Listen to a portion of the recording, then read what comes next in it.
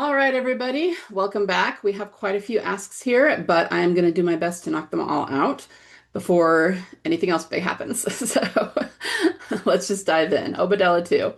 Thanks for the shout out in your most recent video. I am indeed patting myself on the back for copiously for nailing this Dead City news months ago. LOL.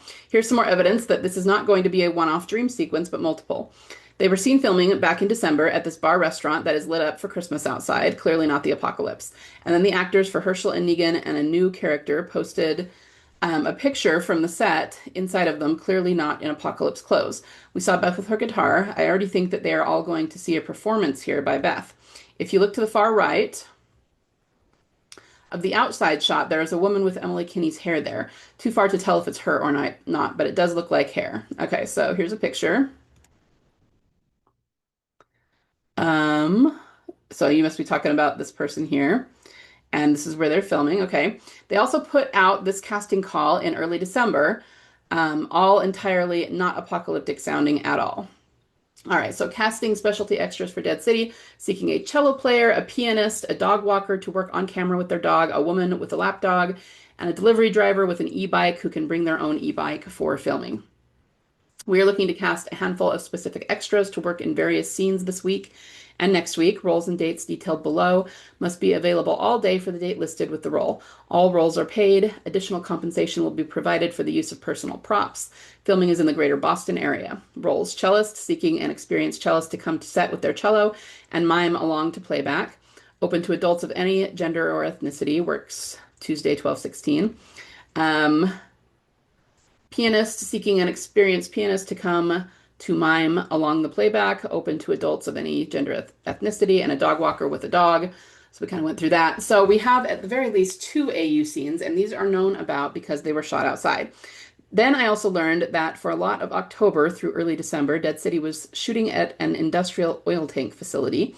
Could this be for a setting on the show? Sure, but it also screams to me like a good place to keep a lot of the filming hidden. Calling it now, but we at the very least, you're going to see multiple Beth AU scenes, and one of them is going to be a performance, fingers crossed. Yeah, I really like this. This is a good point. So there's going to be music in this place. And what that reminds me of, too, is in the first season of Daryl Dixon when they had the club with the singer. I mean, remember, we all saw that in the trailer, and we're like, what the? That's different, for the apocalypse. But it was just part of the club they had. So, I mean, theoretically, it could be something like this too. But like you said, they don't look very apocalyptic. Their clothing and everything. I mean, especially Jeffrey Dean Morgan, he looks very dressed up and very nice. So I think you're probably right about that. And I mean, at the very least, the club from Daryl Dixon might have been a foreshadow of some kind. So yeah, I really like this. And thanks for sending us this. This is fun. I hope we see multiple AU scenes. That would be great.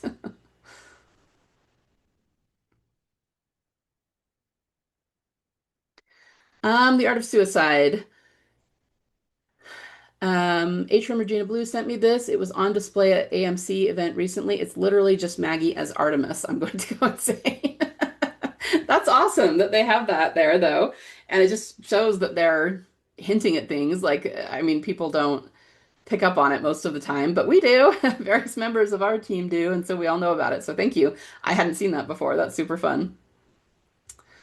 Um, okay. Hi, quick question about a place from EK's Instagram story. I just wanted to say thank you for being here and for all the discussions and analysis around the hidden meanings in TWD. I really enjoy reading your thoughts. Thank you. I recently noticed that EK uploaded an Instagram story, see the snapshot below, showing a coastline with dolphins swimming in the distance. Having spent quite a bit of time in Spain, the landscape immediately reminded me of Spain's coastline and made me think that it might be Cadiz or a place nearby. I also read that dolphin watching tours are quite common there. Does this location look familiar to you? I'm curious whether it might be Cadiz or somewhere nearby. Probably it's a long shot, but anyway, thank you again. I really don't have much insight into this because I've never been there. So I literally just Googled Cadiz. And I mean, you can see that there's a lot of coastline. Something like this could be where she is, but I don't know. The angle for me, it doesn't, none of these are absolutely like smoking guns, that I go, oh, that looks exactly like it. So I don't really know. But if anyone else has any insight into this, who's been there or might know where this is, then please let us know. Unfortunately, I just don't have much insight into it. So I'm sorry I couldn't give you a better answer there, but maybe somebody else will be able to. So thanks for sending that in. All right. Mary Bethel again. Hello again. I kept thinking about the possibility that if when Beth reappears, Negan might be the one to somehow, or be the one somehow connected to it. Sorry. This would also explain how Carl gave Maggie the music box and asked his dad to spare Negan's life. While rewatching the episodes, I absolutely love season 4 for obvious reasons. I noticed something rather interesting. In episode 410, Inmates, we see Beth insisting that they should try to find other survivors. By the time they reach the train tracks, they discover that some of them have become a feast for walkers. We see the shoe, which I believe you have already explained the symbolism of. But I also noticed that among the corpse's blood and remains, there is a baseball bat lying there, very similar to the one that Negan wields. Yes, there is.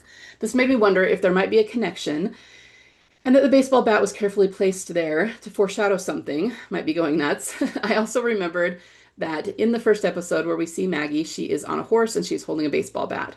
Also in the episode where Tyrese dies, Glenn finds a baseball bat which he used to kill walkers and to break the chain that was holding a door closed. Maybe another foreshadow tied to his fate.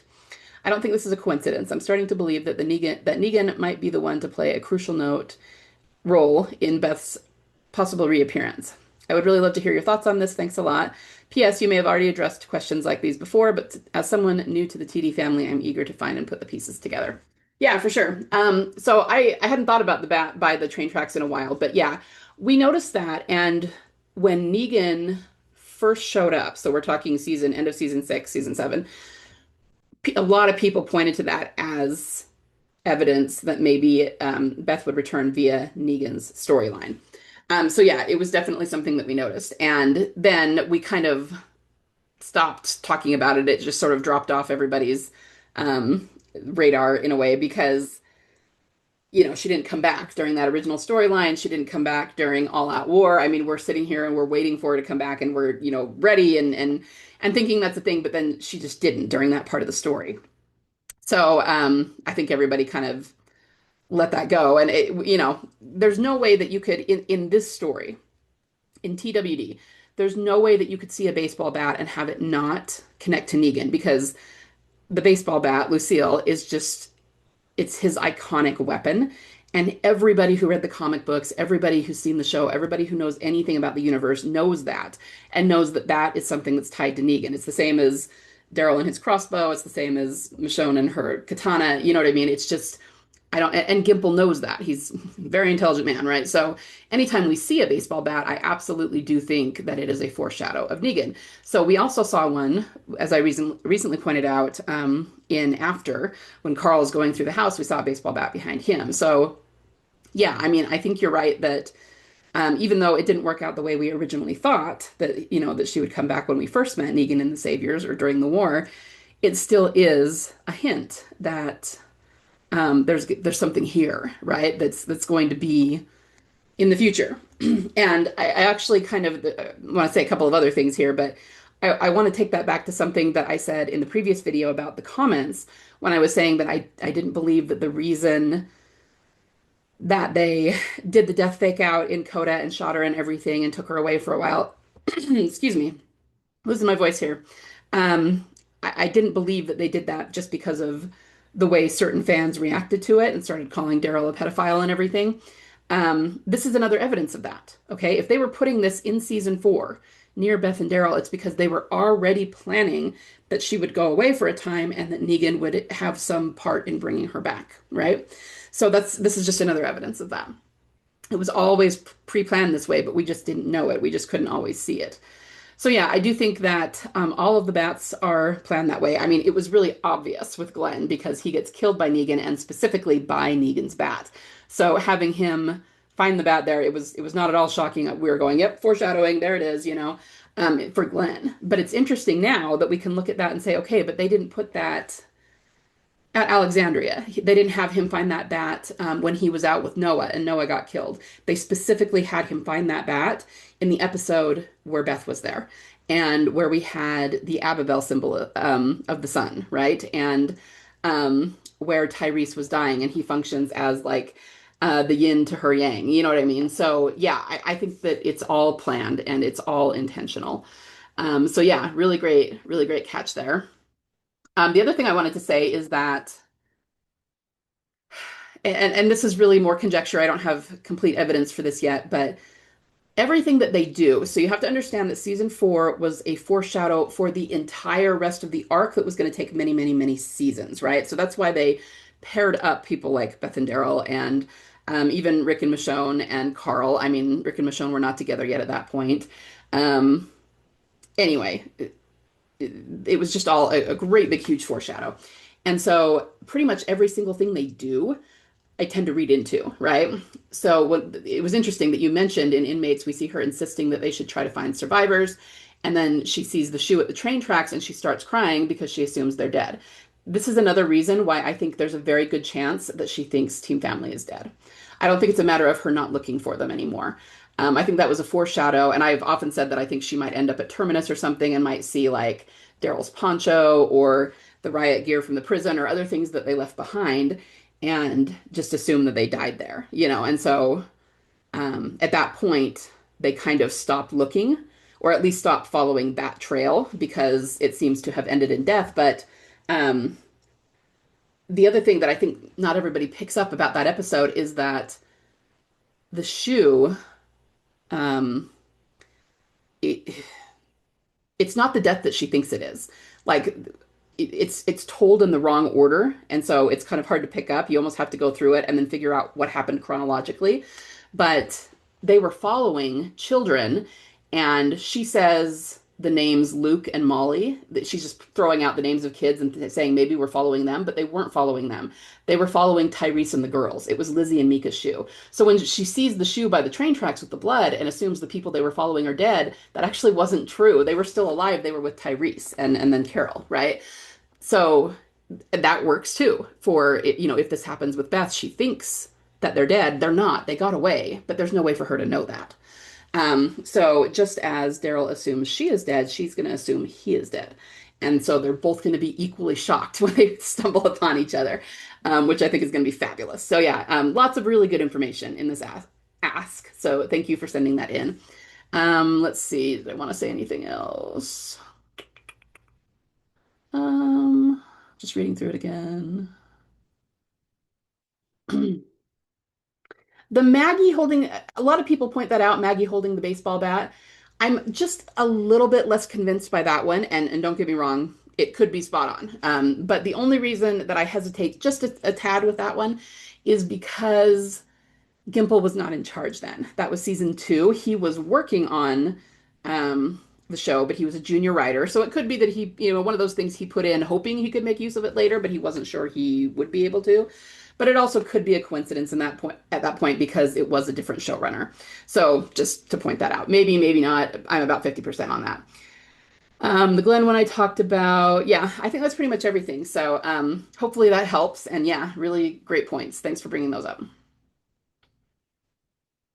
Okay, more Greek mythology confirmation from Norman Reedus' social media in line with the Maggie as Artemis painting. Daryl as Athena. Interesting. I like it. It's all good. I like it. And yeah, we've said, it's just another one of those posts that, yeah, it could be a legit post that he's just posting about something that he did that he had fun doing, but it just so happens to line up with the symbolism. And that happens so often that it really can't be a coincidence anymore at this point. So thank you. Have you talked about the blue gnome and red gnome with a candle on top that are in Beth's cell room? I have a little bit. I haven't talked about the blue and the red so much, the color symbolism, but gnomes go missing, right? There's this whole culture of, stealing gnomes out of people's front gardens, and it's this whole gnome culture. And if you don't know about it, I encourage you to look it up. Just Google it or something. And so I think the gnome was put there in her cell to show that she was going to go missing for a time. And once again, that was in 401, so this was already planned. And yeah, I mean, I think that's the gist of it, is that gnomes go missing. No one knows where they are. They could be anywhere. Sometimes there's this whole thing about them traveling across the world. Okay, so as I started talking about this, I just decided to Google it. All right, so this is just the AI overview. As you can see, garden gnomes are going missing due to a mix of organized prank-driven gnome liberation movements. Targeted thefts for sentimental value, and more disturbingly, as a calling card technique used by burglars to identify empty houses. These incidents range from 1970s pranks to modern large-scale thefts, and even traveling gnome incidents where they are returned with photos. Okay, so liberation. I mean, there's a lot of um, symbolism about being imprisoned, right? Especially around Beth. The burglary, I mean, we don't so much have burglary, but if she was kidnapped, I mean, it feels similar, right? Um, Theft and pranks, the traveling gnomes, in some cases, gnomes are taken by strangers and returned later with photos of their adventures. That's what I mean when it says like sometimes they like travel the whole world. So, I mean, this is just like a cultural thing, and I think it's really funny. I did not grow up with gnomes in my front yard, so this was like totally foreign to me when I started learning about it. But chances are Gimple knows about this, and so having a gnome in her cell suggests, kidnapping. It suggests traveling, and I mean, when this first happened, when we first were like talking about the gnome and looking at what was in her cell, we would have said traveling around the United States, but now we have all this overseas stuff, so it actually makes even more sense, right? And I think yeah, I was thinking it started in Europe. Actually, it says it originated in Germany, but then it spread across Europe, particularly into the UK, and now it's everywhere. It's in North America, it's in Australia, parts of Asia. So, like I said, you can read about it, you can read about the folklore. But my point is, having them be in Europe makes even more sense now. So, I don't have a whole lot to say about the red and blue. Let me think about that a little bit more. But yeah, I mean, that's the basic gist of what the gnome in her cell is. Um, I mean, for the red and the blue, blue was a color that was very much associated with her because she wore blue scrubs for a good part of the time she was at Grady. And then red, remember we have like red poncho guy, we have the red garment that's hanging in her cell, you know what I mean? So it could be connected to things like that. So yeah, a really good question, and I'm sure we could talk about it for much longer, but like I said, I encourage you guys to look up the gnome culture thing and then see if you come up with anything really fun. All right, could the spoiler clip where Maggie talks of getting divorced be because maybe Steven Yeun didn't want or was unavailable to film as Glenn?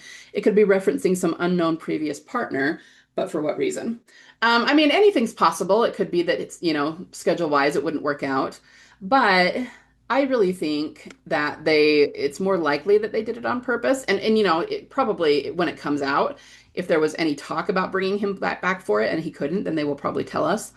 But I also think that if this is in fact an AU where the zombie apocalypse didn't happen, I just don't think she would have met Glenn. That's the whole reason she met him. And so then it would be like she married somebody else who was not her soulmate, and therefore the marriage didn't last. So I kind of think that is more what they're going for. But of course, I don't know for sure. That's just the feel I got, watching the one clip that we had. Maybe that'll change when I actually watch it and I'll think something else. I don't know. So yeah, it's definitely possible. And as for what reason to reference a previous partner, I mean, I don't know.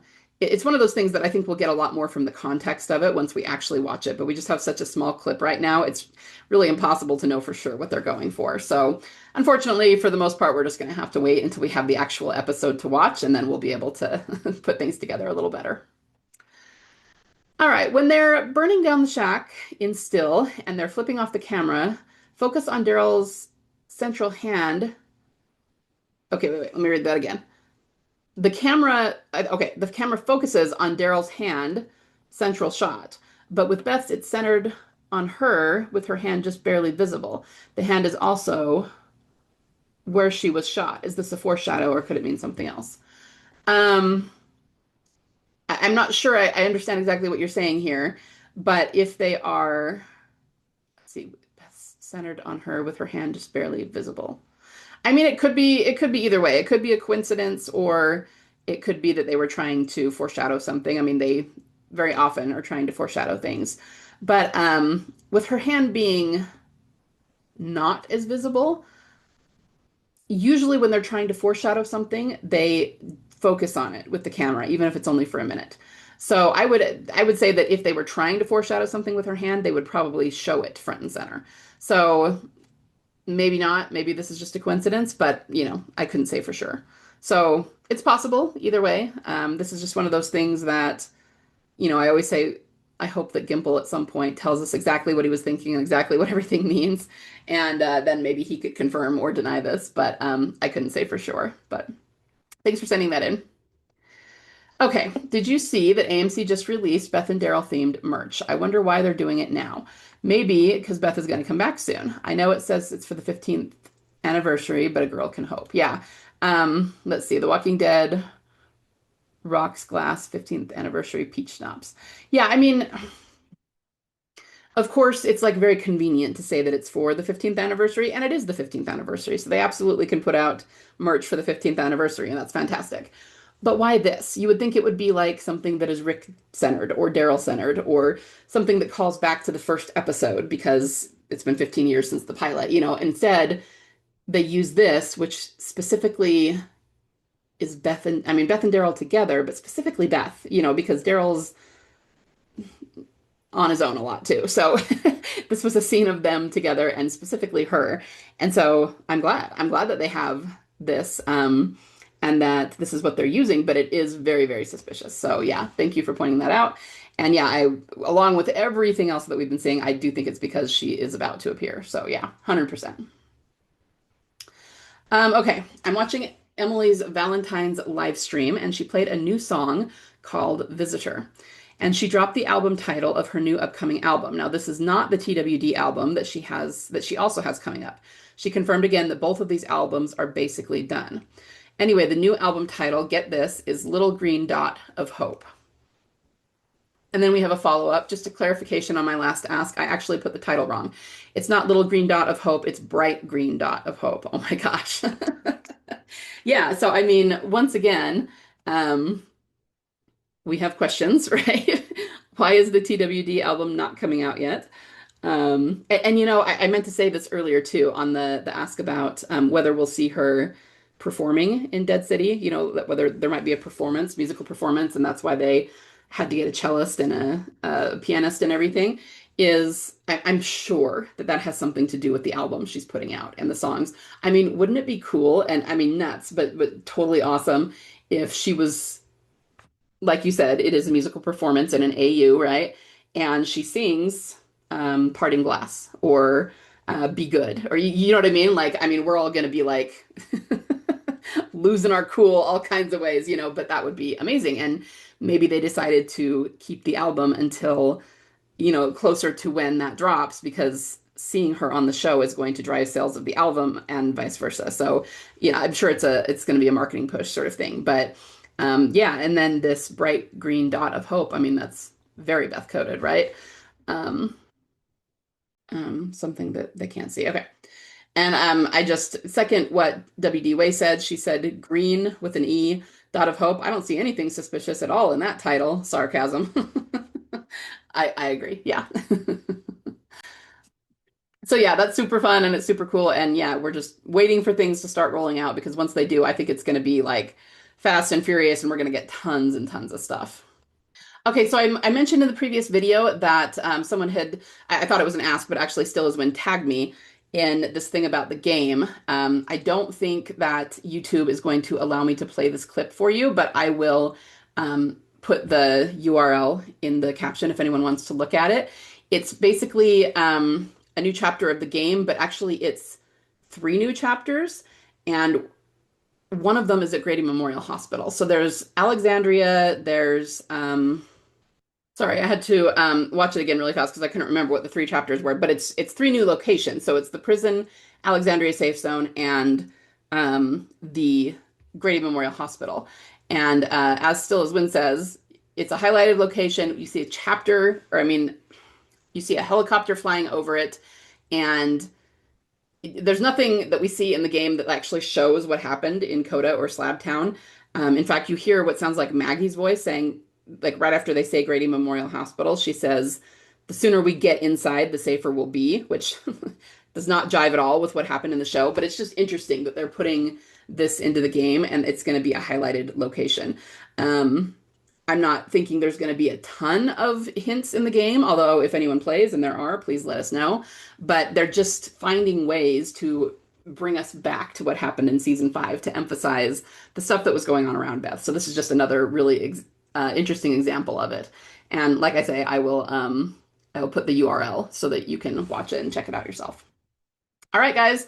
I think that's all I have in terms of asks and questions right now, so we're going to call it. But yeah, lots of exciting things happening, and I'm looking forward to the next few months and just can't wait till we keep getting more. All right, I will talk to you soon. Thanks for being here with me. Bye.